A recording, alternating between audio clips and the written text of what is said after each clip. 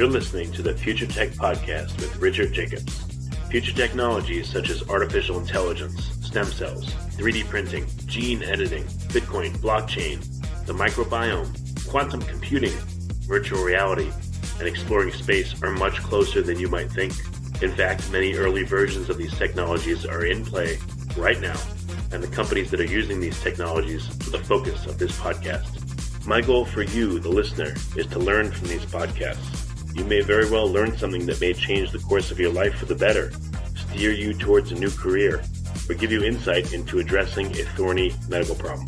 Remember, this podcast and its content is informational in nature only. No medical, tax, legal, financial, or psychological advice is being given. If you've enjoyed the podcast, please listen, subscribe, like, and tell your friends about it. Thank you. Hello, this is Richard Jacobs with the Future Tech and Future Tech Health podcasts. And my guest today is Andrew P. Koutnik. He's a researcher studying the influence of nutrition and metabolism on health, disease, and performance at the University of South Florida, Morsani College of Medicine. He works with Dominic D'Agostino, a very highly esteemed researcher that is researching cancer and ketosis and many other aspects surrounding that. Andrew is currently writing his dissertation on cancer and cachexia, which is muscle wasting that occurs due to some cancers and in certain stages of certain cancers. Andrew originally began his research path at Florida State University in the exercise science area, studying the influence, again, of nutrition, exercise, supplementation, and environmental extremes on health-based outcomes in normal and clinical populations. From Florida State University, he transitioned to biomedical research within the Metabolic Medicine Lab, again at University of South Florida, Morsani College of Medicine, with a focus on studying metabolism and metabolic therapies for health, disease, and performance, and especially for cancer. Andrew himself is a type 1 diabetic for over 12 years, so he knows a lot about living with type 1, about the metabolic effects of type 1, and possibly how to mitigate them. So this conversation I have with him went so long, we had to divide it into two podcasts. This intro will serve as the intro for both podcasts. The first one is on cancer and cachexia, which again is his dissertation thesis. And the other one is about type 1 diabetes and type 2 diabetes, continuous glucose monitors, managing these conditions, and more. So Andrew is only 29 years old, but the amount of knowledge that this guy has, unbelievable. We probably could have talked for hours and hours more. We talked for 2.5 hours and then offline talked for another 30 minutes. So you're getting the top 2.5 hours of what we've spoken about. Again, each podcast is a bit over an hour. But this is, I remember Tim Ferriss referred to interviewing Dominic D'Agostino as a master class on cancer and ketosis. I would say this is of the same caliber, master class on type 1 diabetes and type 2 diabetes, and also a separate master class on cancer and cachexia and metabolic therapies. So listen in, and I'm really glad to have him. Andrew, welcome. Thank you so much for being here. Absolutely, Richard. I appreciate you having me on here. Yes, I know that you're working on your master's thesis or your dissertation, and it has to do with cancer and wasting muscle atrophy, I believe called cachexia. So can you give just like an overview of what is that? When does it happen? How does it happen? And then we'll talk more about the dissertation. Yeah. So I really appreciate the opportunity to be on here and talk with you about this. I interestingly got into this idea of cancer cachexia and first describing that it's kind of this all-encompassing dynamic systemic disease. It's actually, I would define it as a multi-factorial dynamic systemic wasting syndrome. It's been studied for well over 100 years. And currently has no standard of care. So that introduced an opportunity to try and make a dent on this world of this specific disease that seems rather difficult to treat. At its foundation, the disease is an atrophy of the skeletal muscle, which is and usually adipose tissue, although not always. You can have scenarios where people's muscles atrophy, but yet they can continue to be overweight, and that's something called sarcopenic obesity. But at its core, it's a loss of functional skeletal muscle tissue, and it's usually accompanied by inflammation. Inflammation is interesting because it can really drive multiple facets of this disease state, including reduced food intake, actually atrophy directly at the skeletal muscle level, the inability to potentially stimulate full anabolic response to things like insulin pathway or IGF pathway. What does that mean, stimulate anabolic response? Anabolic is building up, but what does it mean in simpler terms?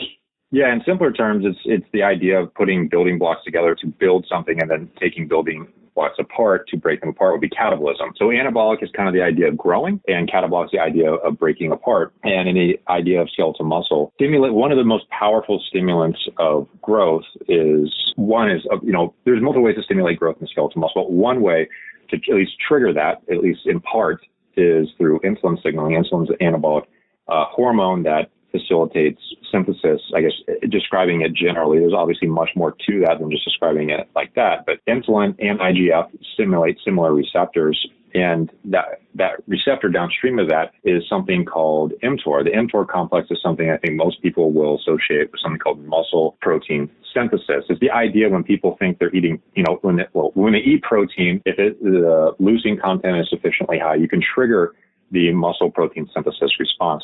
So insulin can contribute in part to that role. And there's some evidence that things like pro-inflammatory markers like TNF-alpha and IL-6, these are things called cytokines, these molecules that are secreted during an inflammatory state, can actually inhibit the ability for that anabolic signal to actually stimulate its synthetic response. So as a part of cachexia, inflammation is upregulated very commonly. And it is hypothesized that at least in part, these inflammatory signals are inhibiting the synthesis response in the muscle. And that kind of makes sense, because if you're viewing this unique atrophy disease as, if you have a tumor present, let's say you have to start with, first you have a tumor when cancer cachexia is present. That tumor is, saying it generally, you can describe it as, well, that tumor may be seen as foreign within the body and trigger this immune response towards it. You can have things like acute phase response proteins from the liver be triggered, and you have this inflammatory response to try and handle what is seen as this foreign entity, this tumor. We also know that some tumors actually secrete pro-inflammatory markers, which can further drive the inflammatory environment. Taken together, you have this inflammatory cascade that occurs very commonly in this disease that can not only inhibit the ability for the anabolic signal to transpire, but it also can directly drive atrophy as well. So when I talk about the anabolic versus catabolic response, we know that inflammation can facilitate it on both ends, meaning that it can drive catabolism, but it can also inhibit anabolism. Well, what do you think is some of the reasoning behind wasting happening at all, or things like tumors secreting cytokines or other materials to cause inflammation? What would be the reason? I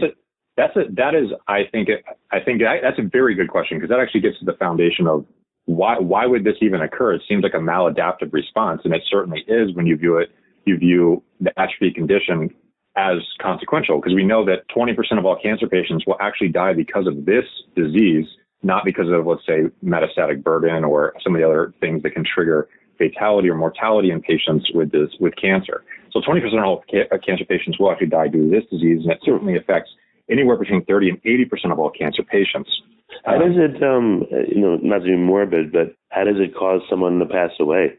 Does it attack like the muscle of the heart eventually, or how does it do it? So because of the atrophy, skeletal muscle plays a really critical role in overall health. So in the absence of muscle, you actually can, it's kind of this cascade of multiple things that occur as it becomes more progressive. But overall, muscle quantity, but also function is just, I guess, said broadly, is very important to general health, but it's essential in the context of this disease state. Because when your question before, when you asked, well, why does this even happen? Well, inflammation is kind of seen as a response to try and handle this problem in the body, quote unquote, or this foreign entity in the body, which is cancer. And the reason you might have that inflammatory response is an attempt to kind of counteract this growing entity in the body.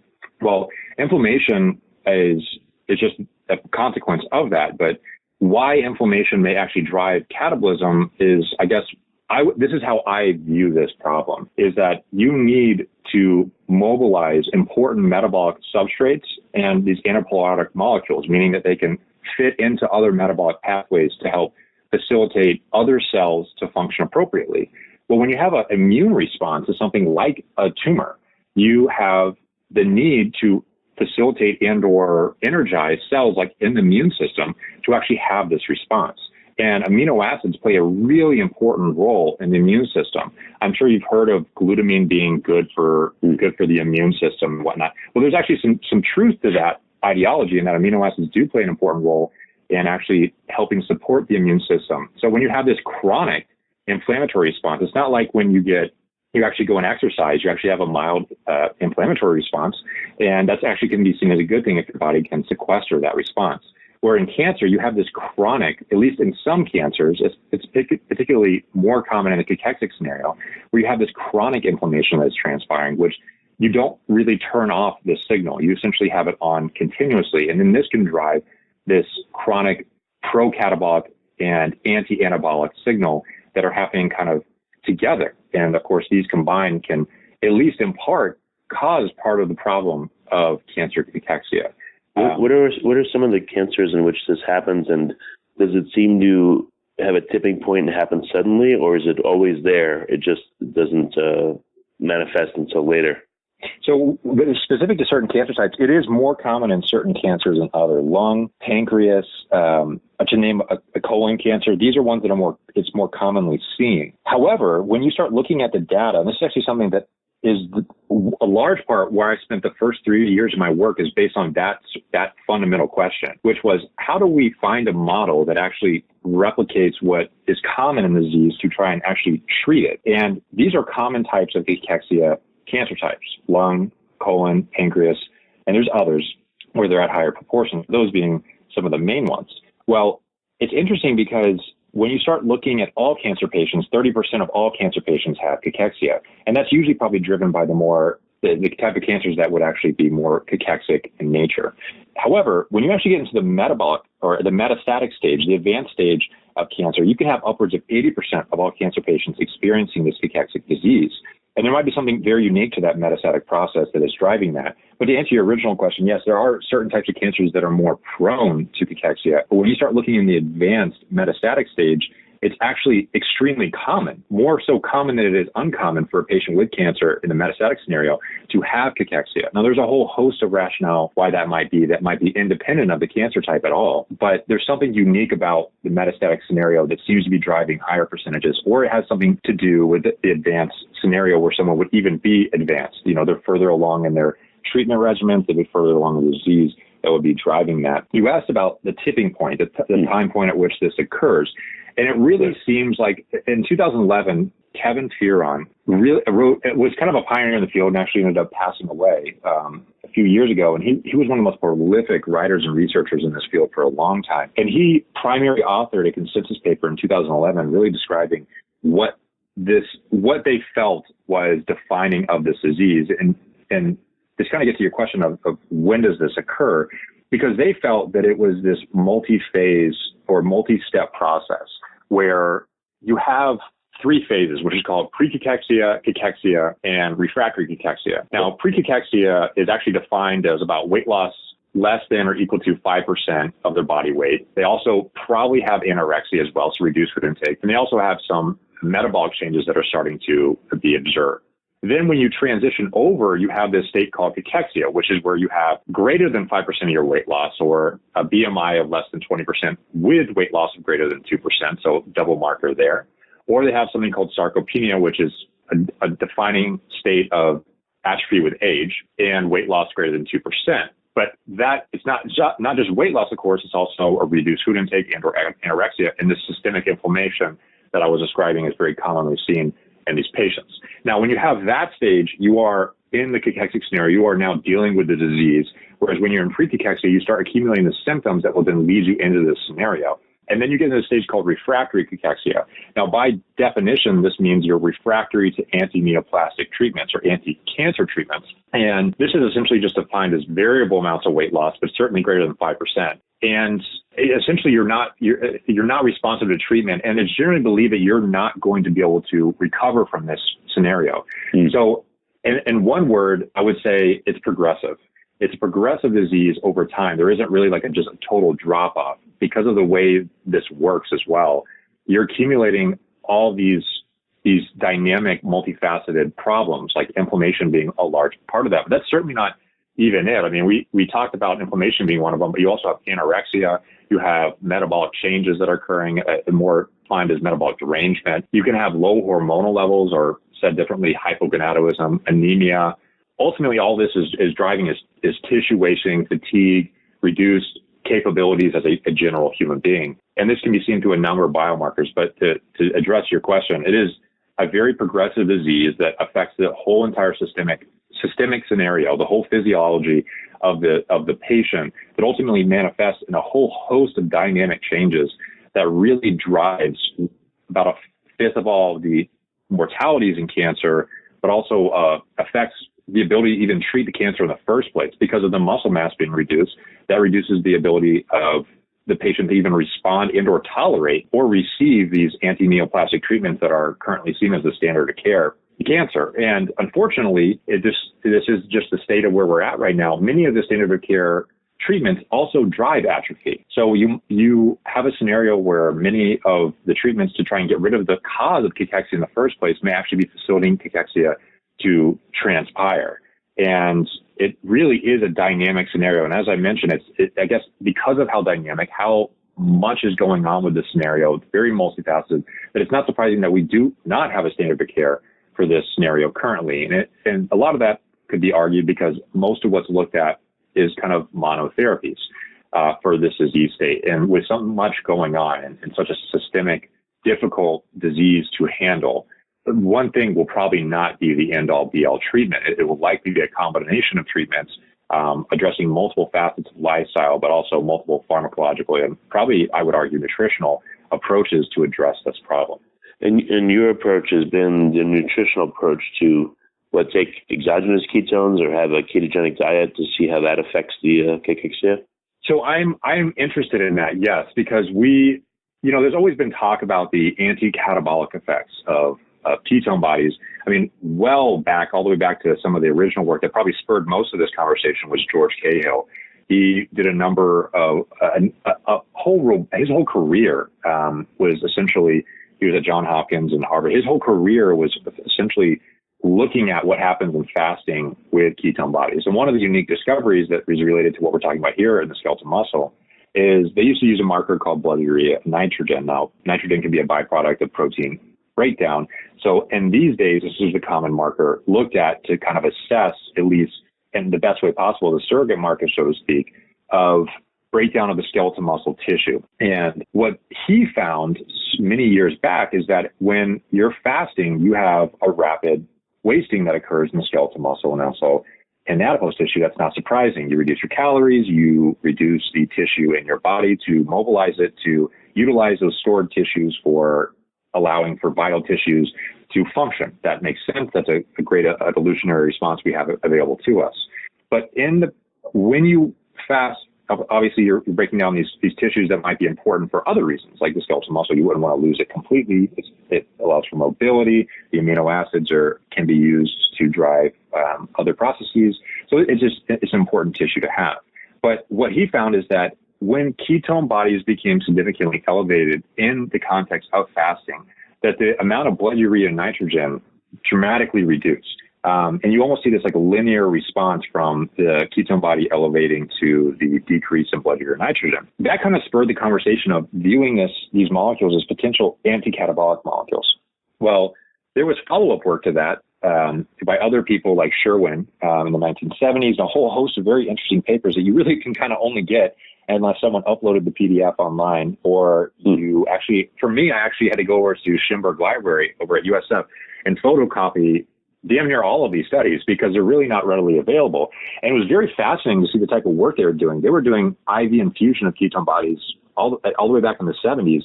Oh, wow. Because it was very fascinating, all the way back to that time frame, because there was interest at this period of time about the possibility of these molecules actually inhibiting catabolism. And I would argue that Cahill really spurred a lot of that conversation. And what was interesting is Sherwin particularly IV infused it into patients and found, he was just one of many scenarios. They've also looked at ketone bodies and their correlation to patients in the septic scenario, or in the after a major surgery, or emergency patients who come in, just looking at how ketone bodies correlate with the blood urea nitrogen count. What they kind of consistently seen is that ketone bodies seem to reduce this surrogate marker of muscle protein breakdown. And kind of fast forwarding a little bit to the 1988 study by NAR, N-A-R, if anyone's interested in looking at that, there was some, because a lot of the research on that kind of stopped in the 1980s. It kind of hit a deadpan at that point. Now, I don't really know why that is. I can speculate as to why that is, but in general, a lot of these studies were utilizing ketone bodies as, IV infusion, or looking at it in the context of when they're elevated in pathological scenarios. But what's the question here? Why would, if you're fasting and you have any amounts of adipose tissue, why would skeletal muscle be cannibalized or catabolized? Why wouldn't all the adipose tissue first be used as energy? So you bring up a good point. So in the normal healthy response to a, let's say, fasting scenario, or as a side note, carbohydrate restriction, adipose tissue over time becomes a preferential fuel that can then be used as kind of a high percentage of the nutrients, more so than it was prior. And some of those nutrients can then be utilized as ketone bodies, because your brain can't readily utilize long-chain fatty acids as fuel. And long-chain fatty acids, in short, are most of what comes in through your mouth as fuel, as food, if you're on, let's say, a low carbohydrate diet, or most fat sources that you consume generally, if you are on a low carbohydrate diet or not.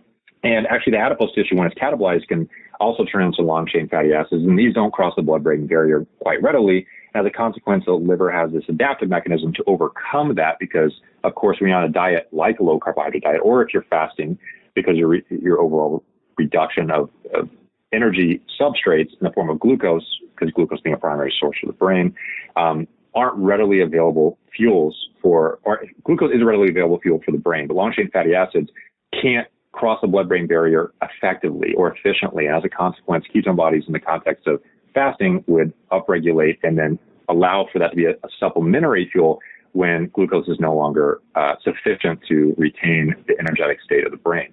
But you brought up a question. So I say that first because you asked why wouldn't the adipose tissue just be used as the primary fuel source?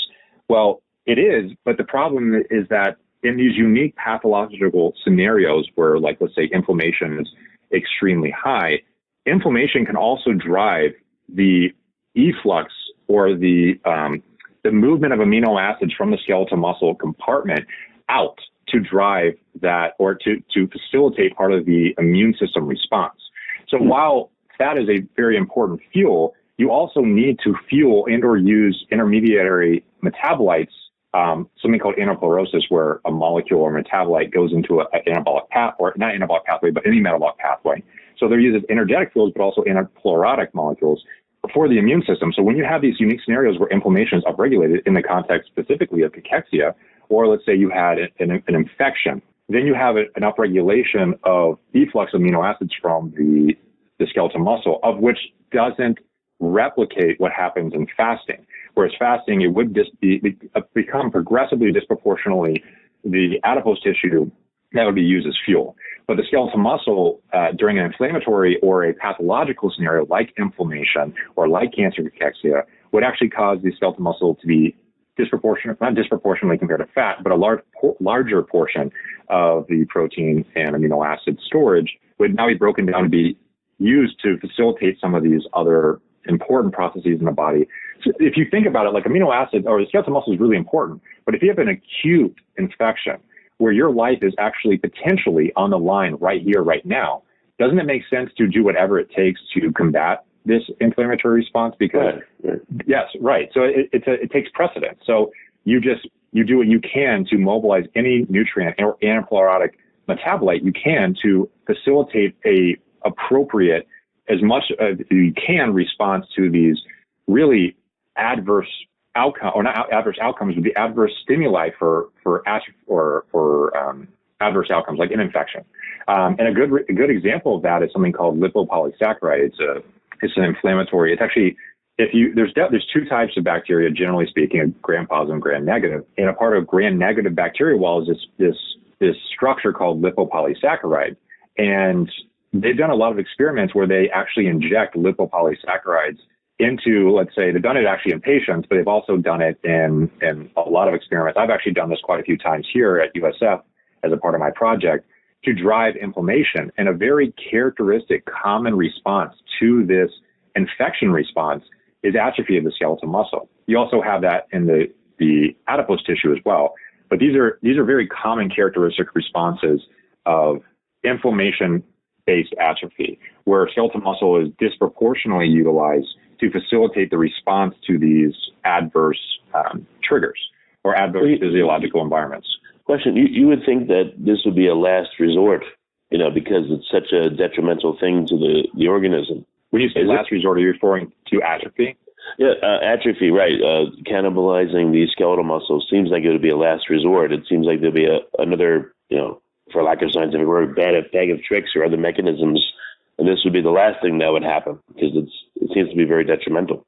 It is very detrimental, but also realize that at least in this scenario, a patient will not walk in to a clinic and they'll be, waste away instantaneously. We're talking about a multi-month response that is occurring. So yes, it doesn't make sense necessarily at face value that you'd want to catalyze skeletal muscle initially to facilitate these responses. But typically in most scenarios where you have an infection, because the body, I guess, overarchingly, I would argue, views most of these responses like an infection. We actually wrote a paper on this in Trends in Endocrinology and Metabolism with Dominic D'Agostino and Brendan Egan about the idea of these infection-based atrophies. The inflammation is actually a part of many of the atrophy scenarios that we commonly see. Even things you wouldn't expect to be driving inflammation, like disuse atrophy or denervation, where you have loss of your nerve function, or you actually just have general disuse, and you have atrophy. You actually see elevated inflammation in these environments. So inflammation is like an underlying current in many of these atrophy-based diseases, but many of them are not super rapid. Many of them happen over a long period of time. But particularly in the infection scenario, it's something that happens rather rapidly when you have a true robust infection. So in that environment, in the environment of something that could threaten your life right now, if you have an infection like sepsis, you could die within 3 days if you don't get it treated. So that makes sense to do whatever you can to combat that adverse infection scenario. But when you have these subtle levels of inflammation that are occurring over a chronic period of time, your body doesn't necessarily view that differently. It's still important because inflammation would trigger, I would argue, if your body views it like infection, like I tend to believe, at least my current thinking, that might be part of how your body views it, then you could also argue your body sees this as a vital response to maintain the health of the organism over maybe an acute adverse response of not handling the even subtle inflammation, but in the case of like a sepsis scenario, very robust inflammation. So yes, you would think that wouldn't be the case, but because I would argue the body may see these as a critical response to maintain health right now, it is something that it will do whatever it can to maintain survival. And you see that survival of the organism, both from a psychological perspective, but also from a physiological scenario. Your body pretty much does whatever it can to survive. I mean, that's one of its most prominent evolutionary adaptive tools, is to, even in one of the most, even the most adverse of scenarios, your body will do what it can to survive. This seems to happen just with, people that are just, significantly overweight over a period of time. You don't see them with tons of skeletal muscle. You see them with more adipose that grows over time.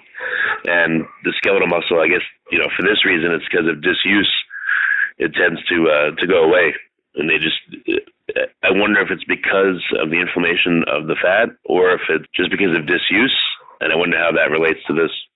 Well, so yeah, disuse atrophy is a very, we know that disuse drives reduction of at least skeletal muscle size. There's really good evidence for that. And that makes sense. Your body's just adapting to a reduced stimulus present. I mean, this even happens to astronauts who are out in outer space who don't have the same chronic burden of gravity all the time. So they also see an atrophy of the skeletal muscle. But in the context of obesity, and this is, generally speaking, those who are maybe overweight or obese, may have, at least there's some evidence for it, some elevation in inflammation within the body, which can be, I guess you could argue, at least based on how we know the mechanisms work in atrophy, from the inflammatory perspective, that this would at least in part contribute to that problem. Whereas disuse, inflammation is a part of it, but I would also argue even more important, at least in that particular atrophy scenario, it just the reduction of mechanical loading on the skeletal muscle is a very powerful atrophy stimulus, at least in the context of disuse. So obesity, you probably have a combination of problems where many, not saying all individuals who are obese do this, that's certainly not the case, but you may have reduced activity, facilitating in part obesity, not obviously the only thing that's doing that. And that combined with some of the adverse physiology that occurs with obesity may kind of hit the skeletal muscle from multiple angles and maybe not allow for retention of skeletal muscle, or at least optimal skeletal muscle that you'd hope for. I guess I realize it's more common than we would think that skeletal muscle would fall into disuse or would be cannibalized. So it happens in various scenarios: disuse, like you said, lack of mechanical load, etc. Right. And I've talked to Brendan Egan. He is a real expert on sarcopenia. He's in Dublin. I communicate a lot with him on this scenario. And if you talk about sarcopenia, which is aging atrophy with aging, he argues, and I've heard other people argue this as well, and it makes sense, that you really don't have, like, let's say it is kind of somewhat maybe a slow reduction in muscle size, but you have these drop-offs in periods where people actually, let's say, have an injury. Let's say that someone tripped and they, hurt their hip or hurt their knee and they're not able to be as active. And they have these really dramatic reductions in their skeletal muscle tissue. And then accumulating that over multiple years, you have these events that they pile up. It's really hard to get that skeletal muscle back once it's gone, especially in the aging population.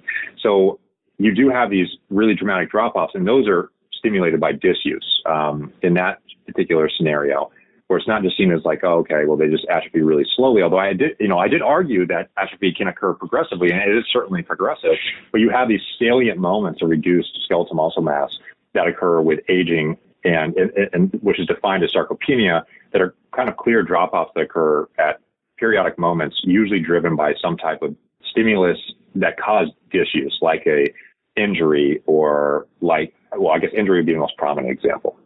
Well, I kind of took you off course. So back to the ketones and cachexia. You were talking about George Cahill and how he found that it may be protective. What did you find specifically with your models and your applications?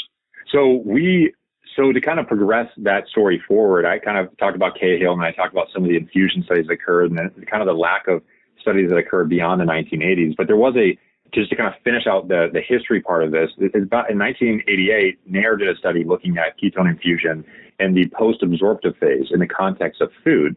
And this study showed that there was an elevation in fractional muscle protein synthesis. So while most of the historic work had looked at the anti-catabolic effects, this showed that in the presence of food, in the post-absorptive phase, so post-meal, that there might actually be a facilitation of an anabolic response or an augmentation of the anabolic response.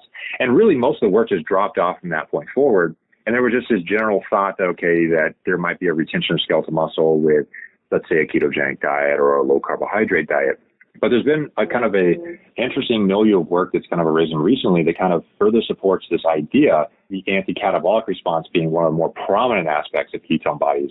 And there's really a number of ways in which ketone bodies work to kind of summarize it all together. There's good work showing that there's a decrease in nitrogen excretion. There's a decrease in glycolysis and amino acid efflux from the skeletal muscles, such as alanine. There's actually some studies showing that elevations of ketone bodies can actually decrease the efflux of alanine from the skeletal muscles sixfold. There's a reduction of lactate in some studies, but this is in the post-exercise state, so there's some questionability to translation of that work to the general scenario of atrophy. There's also a change in leucine metabolism. So we know that leucine oxidation, according to a number of studies, can actually reduce, meaning that you have higher leucine levels circulating, which may help facilitate part of the anabolic response, because we know that leucine triggers mTOR in the skeletal muscle.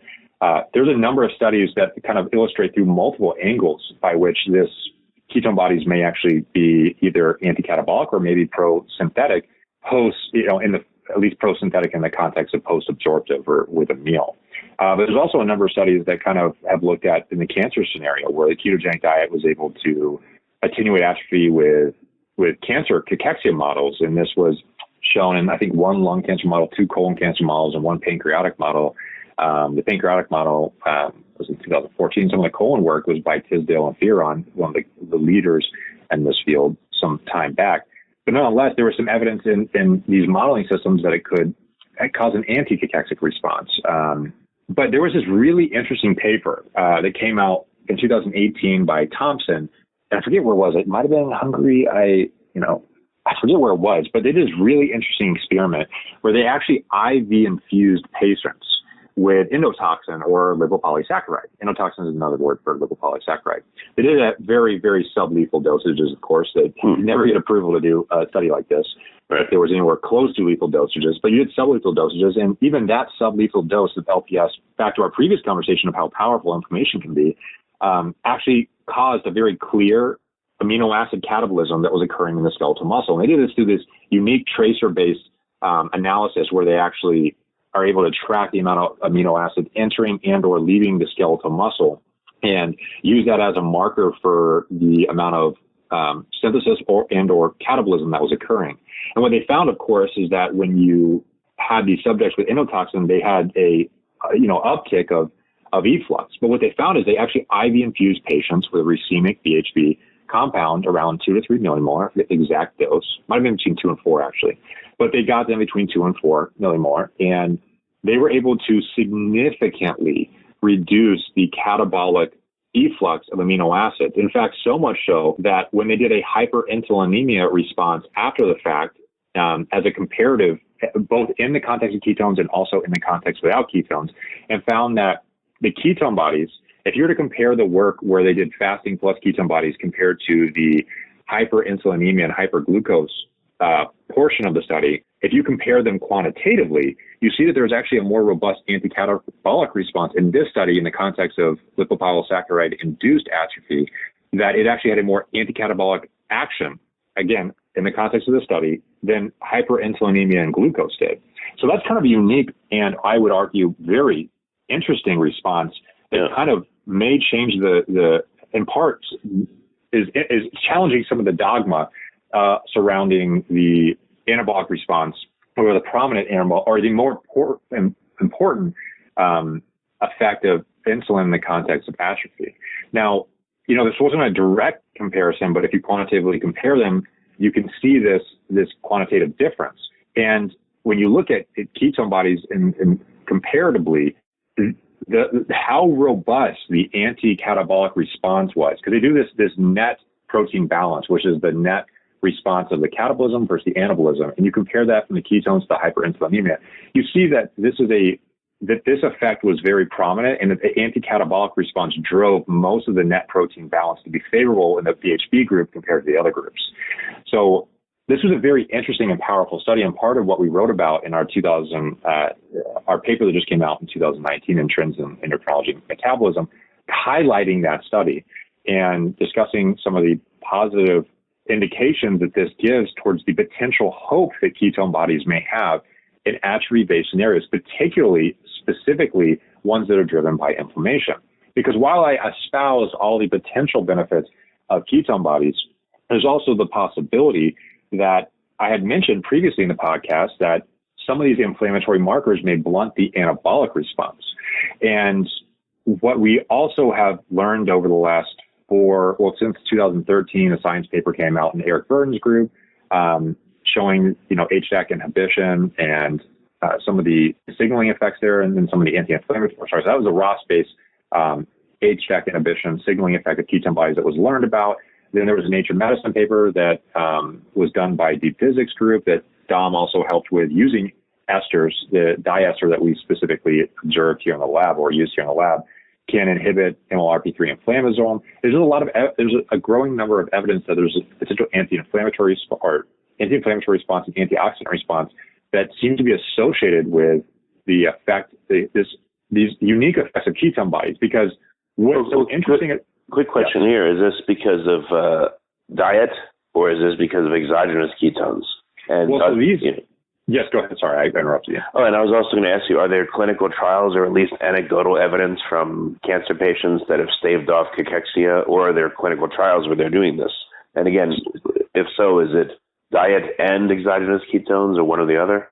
So first, your question about, is this diet or exogenous ketones? Well, these studies, the paper in 2013 in Science with Eric Burden's group, that was the administration of ketone bodies on different tissues in cell culture. But then they also did a ketogenic diet simultaneously and showed that it replicated that antioxidant response.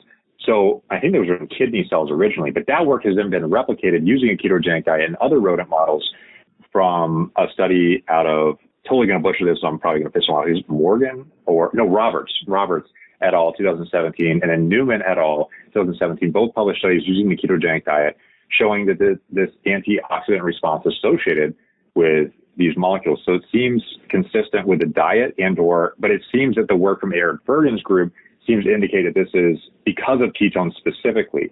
Now, the NLRP3 inflammasome, that also seems to be because of ketone bodies as well, because it was an exogenous ester that was combined with a normal standard diet that drove this effect. And when you look at a lot of the work out of that paper, the Nature Medicine paper, which is Youm et al., they actually gave ketones or BHB on top of like inflammatory responses such as LPS, and were able to show the anti-inflammatory response with these ketone bodies in cell culture, but also use an exogenous ketone in these rodent models. And keep in mind, I am speaking on the rodent level, which then gets to your next. So yes, seems to be driven, at least as NLRP3 inflammasome response, but also antioxidant response seems to be because of the ketone bodies being present. The ketone bodies themselves seem to be driving these responses. Okay. But when you talk about patients, there's a real desire to have more information on the patient level, because a lot of the work, because this is such a fastly emergent field with so much interest, a lot of the work has been experimental preclinical models, rodent-based studies, and there's a real desire to translate these and understand how much of this translates to the human scenario. It does make sense that it should translate based on how we would expect these rodent models to at least in part replicate some of what we see in humans. But of course, there's no guarantee of that, and we would need certainly more studies. I know that the Dizik's group, who did the Nature Medicine paper using the ketone diester, they, I believe, are doing a trial right now looking at patients who have inflammation-induced gout. And I believe that's underway. So I think we'll get more answers to this in the human context pretty soon. I mean, if you're looking at low carbohydrate or ketogenic diets on clinical trials, it's certainly an explosion. And I'd actually encourage a lot of people, if they're interested in this, if you actually go to PubMed and just type in the ketogenic diet, and it only searches for that, you can actually look at the right-hand side of PubMed and see just the uptick in interest, or not uptick in interest, but the uptick in the amount of published studies on this topic that have occurred for the last 20 years. That's just kind of blown up. And of course, consequently, public interest has also emerged along with that. So, and you can see that if you just quantitatively looking at Google Trends and searches for things like ketogenic diet. So I guess to make a bad joke, interest in ketogenic diets is being upregulated. Very, very great way of scientifically putting that, sir. Yeah, very, very good. So was there a conclusion to your research and your dissertation, or how far did you take it? With cachexia?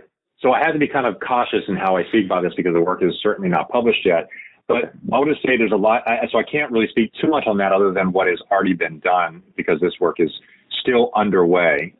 But I would just say that there's a lot of reasons to believe it could work, and it'll be interesting to see the work when it finally does come out. I think that people will find it very interesting to kind of skirt around your question altogether. But can't speak about that work so much yet, other than to say we are currently exploring it, and we're kind of have gone beyond just the cachexia scenario. We are actually starting to look in other forms of atrophy as well. So that work will be emergent, and I encourage everyone to stay tuned for when it does come out, because we certainly will be excited to share it. When do you think that'll be? Can you control that, or you don't know? Unfortunately, I have very little control over that. How the process typically works is we still have some more experiments that I want to kind of further evaluate the efficacy or lack thereof of these molecules in atrophy-based scenarios. But typically, when you still have experiments to go, and then when you put together the paper and then you submit it, you hope that you get a relatively quick response, which isn't always the case. But then you also need peer review, and because there's a whole controversy around the peer review process. But it's not usually, I guess, described as the quickest process.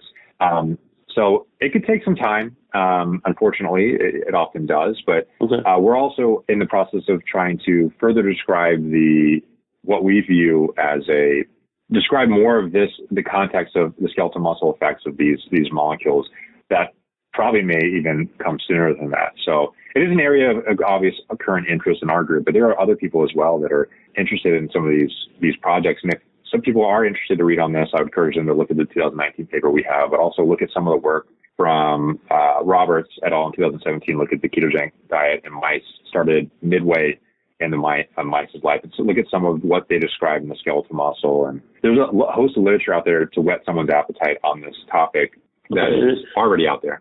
And when there's no standard of care, do you think there'll be an easier adoption of this, or is there more freedom in the medical community to try things? Freedom, definitely not. But there's a good reason behind that. You don't want to just willy-nilly throw these into anyone, because there could be consequences of that. While there are espoused benefits to these strategies, you really want to see that they have good logistical rationale prior to putting them in patients. There are keynote examples in medical literature where things were done too quickly and they didn't always work out so well. So there's a reason why the clinical trial process takes as long as it does, as arduous as it is. But it's ultimately to attempt to avoid unexpected adverse outcomes occurring too quickly, because it has happened enough times to where it has happened enough time to facilitate the rationale why you want a 3-stage clinical evaluation. Unfortunately, those are extremely expensive, extremely slow, and take a very long time. So in a lot of scenarios, I have a disease called type 1 diabetes that I manage chronically. If I'm a type 1 diabetic and I'm looking for strategies to improve my outcomes, I'm looking right here, right now for something to fix or improve my scenario. Right. So I understand where the patient may want to find something here and now, but unfortunately, it's really hard to give any good, concrete, scientifically based evidence, because there is always the possibility that things don't work the same way in humans as they do in some of these cell culture models or in rodent models. So it's really hard to say whether it will or won't work until you really do have randomized clinical trials. So makes sense, yeah.